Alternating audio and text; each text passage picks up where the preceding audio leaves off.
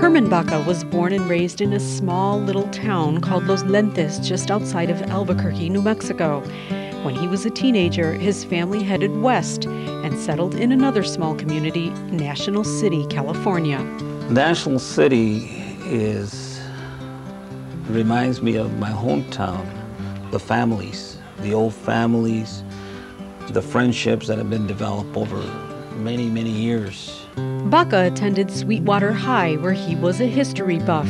But Baca soon discovered his own Chicano community was nowhere to be found in history books, newspapers, or in the political arena.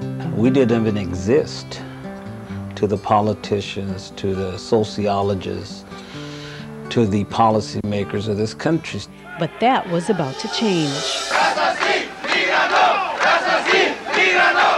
Baca quickly got swept up into the movimiento, or the Chicano movement of the 60s. There was a lot of frustration, there was a lot of demand for change.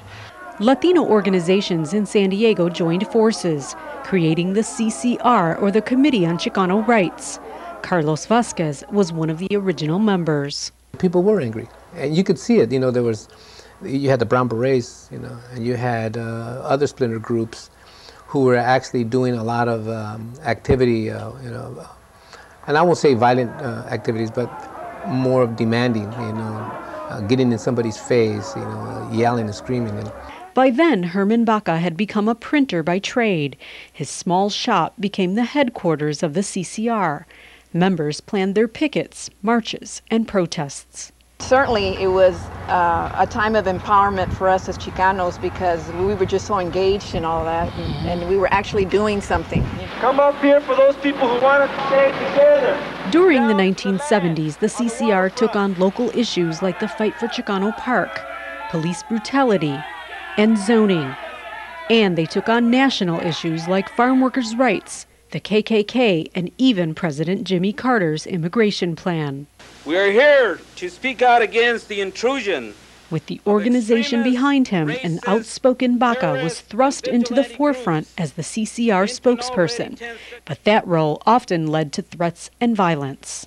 You don't get into the boxing ring and expect not to be hit. You don't get out on the football field and don't expect to be tackled, okay? So that's part and parcel of bringing about change.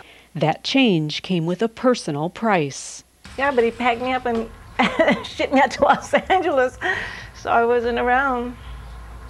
But I did worry about him, but he'd call me every day and let me know he's okay. Charlie Vasquez handled security for the CCR.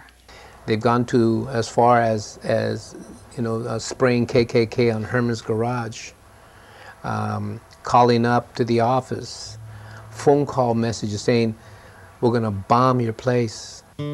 As the years went by, Baca and the other CCR members made headlines and history. Baca, with the help of family and friends, started clipping newspapers and collecting photos from different events. Okay, I need you to clip this, and this out, and you like mark it, and this is what you need to clip out. And you know, we spent a long hours with scissors clipping out articles. But we enjoyed it. 38 years and 130 boxes later, longtime friend Norma Cáceres formed a special committee to help Baca find a permanent home for the important bits of history. Finally, we were going to have some documentation of the struggle that we've been through, you know, that we've been struggling all these years. Cáceres first approached her alma mater, San Diego State University, but it was UCSD's Mandeville Special Collections which showed strong interest, offering $25,000 for Baca's materials.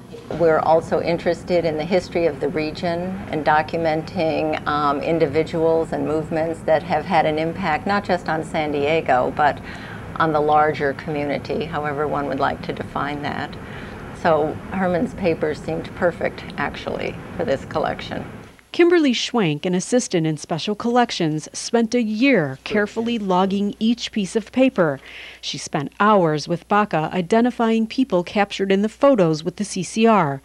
People like civil rights activist Corky Rodolfo Gonzalez, Cesar Chavez, and even Walter Mondale. It So it was just actually really an honor to be able to speak with him, because a lot of times you're not able to, and just to see the whole history of his life from him actually speaking about it. Once everything was sorted, dated, and cataloged, it was carefully placed in a secure, well-lit, and very chilly room. Chilly to prevent mold from ruining the contents. In this collection, it's very rich with not only Herman Baca's life, but the community of National City as well. So there will be newspaper clippings about issues related to what Herman was working on. He was involved with MAPA, La Raza Unida, so all the organizations that Herman was involved with. There were papers, there's even telephone memo books. And we like to keep all of that because it really illustrates the information and everything that he was working on. There are also rows and rows of magazines and newsletters in English and Spanish, many of which are out of print. Believe it or not, UCSD was not the first choice of the Archive Committee. There were ongoing concerns about the lack of communication and the history between the Chicano community in San Diego and the university at large. Professor Jorge Mariscal heads the Chicano Studies Department at UCSD. He says the Baca archives are not only important for documenting the past, but for educating future generations. One of the important things is that this collection will help us get students out of La Jolla into San Diego and areas south of 8 to begin to understand those communities in their context and do oral histories, interviews, testimonials, and that kind of work. I think this is the beginning of a better relationship between our community and UCSD, and I'm hopeful that it will grow. All sides agree it's a win-win situation. I'm very impressed.